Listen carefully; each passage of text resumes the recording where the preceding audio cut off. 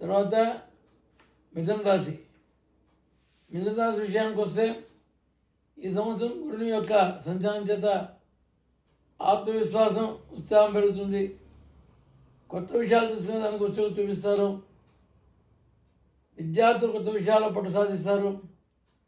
అన్ని రకాల వృత్తుల వారికి ఆదాయం పెరిగేటట్టుగా ప్రత్యేక పథకాలను అనుసరిస్తారు.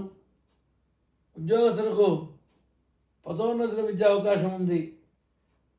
ఆధ్యాత్మికత అనేది వెలువడుస్తుంది. ఆర్థిక పరిస్థితి బలంగా ఉంటుంది.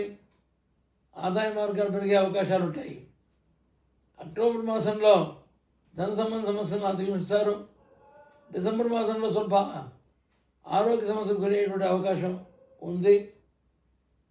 వీరి అదృష్ట సంఖ్య 5. గురు ధ్యాన శ్లోకాలు, రుద్రాభిషేకం, రుద్రోహం, శివార్చన చేయడం ద్వారా మంచి ఫలితాన్ని సాధించే అవకాశం ఉంది. తదుపరి